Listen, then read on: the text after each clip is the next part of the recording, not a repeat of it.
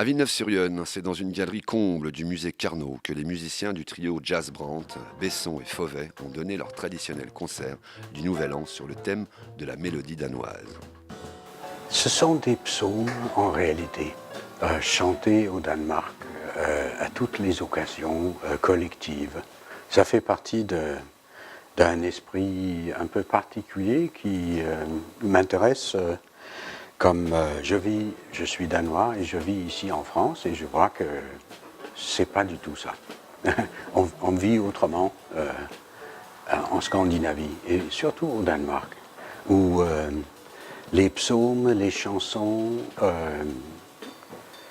sont une partie intégrante et organique de la vie quotidienne.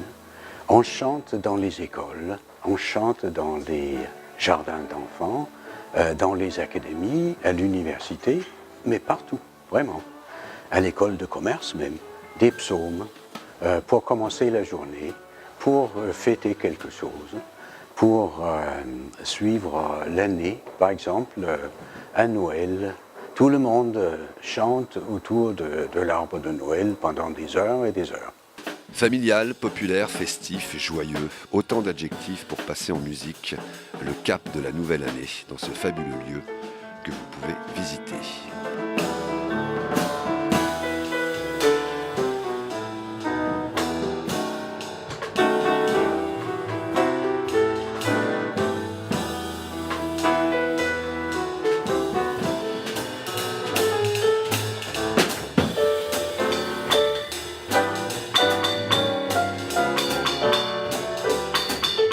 Nous ne sommes pas à Vienne qui a la tradition du concert de Nouvel An. Nous instaurons une nouvelle tradition ici à Villeneuve-sur-Yonne.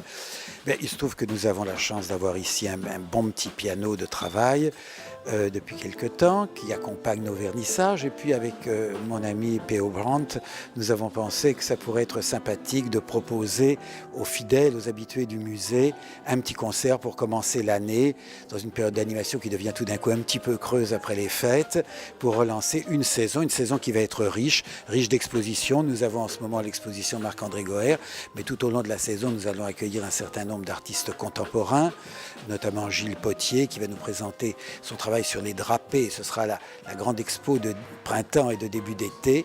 Et ensuite, nous accueillerons une artiste qui a également des attaches en Villeneuve, qui est Claudie Lax.